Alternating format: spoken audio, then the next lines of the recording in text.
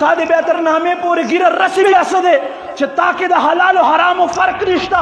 ته پردې خور لور ته سترګې کلاو کې ورګورې، تا کې شرم نشته دی، او ته بیا په خپل خور باندې، په خپلې ښځې باندې، په خپلې مور باندې، په خپلې لور باندې غیرت کوې. ته په دې موجوده کسانو کې څوک ته ما ته پاسي، په دې کل کسانو کې به 10 کسان داسې نه چې قرآن ترجمه یې کړې وي. ستا زندګي څه شوه بیا؟ ته 24 घंटे وای الحمدلله رب العالمین الرحمن الرحیم الم نشرح لك صدرك. څه وایې؟ تا ته پته شته 40 کاله دې تېر شو، عمر دې تېر کړو، ته وایې او خپل رب سره خبرې کوې. تا ته یو کافر تپوس وکړي چې ته څه وایې، څه جواب به ورکوې؟ دا زمونږ حال دی. کله چې 1947 کې پاکستان آزادو، دا پښتانه لږ دین کې ډېر زیات محبت لري، ډېر زیات محبت لري، خو محبت خپله طریقې په محبت طریقې هم نه پوهېږي. نو یو پښتون د یو سیک په سینه باندې سور شو په کوهاټ کې، ورته شابه کلمه وایه، کلمه وایه کنې دلته د علالوم. سیک پوه شو چې زه خو په عقیده کې سیک یم، ګورې خدا مسلمان دې پرېږدی مې نه لالی مې، چې پوه شو چې اوس بس مجبوري ده، وایي بس کلمه راته ووایه بس زه مسلمانېږم. دلته مسلمان په آرام سره سینې نه پاس دی، ما ته کلمه چېرته راځي؟ اے عقلمند زه تا نه تپوس کو 40 سال عمر دې تېر شو، ته وایې اللهم صل علی محمد التحیات لله والصلوات والطیبات. ته څه وایې؟ ته څه وایې؟ تا ته څه پته ته څه وایې لګیا یې؟ او راشي بیا سلام وګرځې، او چې څوک ته مخې ته تېر شي بیا ورته ببر شي، لرې ته نه ګورې زه مونځ کوم، خو ته مونځ کوې، خو ته څه وایې؟ ما عزتمندو صرف خپل ګریبان ته قتل پکار دی، صرف گریبان ته قتل. زما جون په څه کې تیر شو؟ صرف په پیسو شمارلو کې تیر شو، صرف په کور جوړولو کې تیر شو.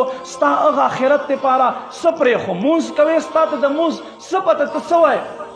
یو ځل مجنون تېرېدو، یو کس و زمونږ شیخانو په شان، یو شیخ و مونځ کوي لګیا دی، مجنون لرې تېرېږي، د سلام پسې ورګرځولی یم، مجنونه وینې نه ړوند دی، زه مونځ کوم لګیا یم. مجنون ورته وخندل، وایي زه مجازي مینه لرم او دومره پکې ډوب یم چې ته ما ته نه ښکارېږې، او ته حقیقي مینې کې ولاړې، تا ته زه څنګه ښکارم؟ د ستا قرآن کې الله فرمایي ان الصلاة تنهى عن الفحشاء والمنکر، بېشکه مونځ چې دی دا بې حیایي او له بدو کارو نه منع کوونکی دی.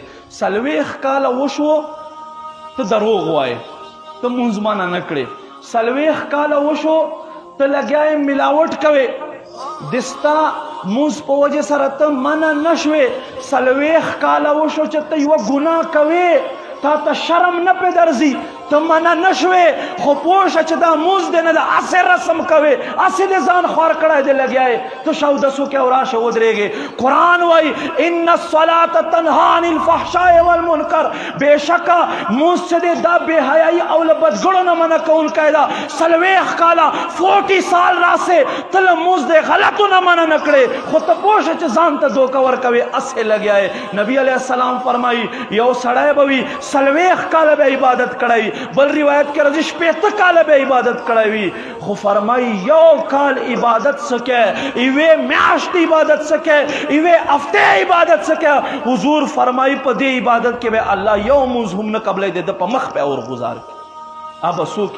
ابا مونږ یو، ابا مونږ یو چې د حلال او حرامو تمیز نه کوو، د پردي حق تمیز نه کوو، رشوت تمیز نه کوو. مونږه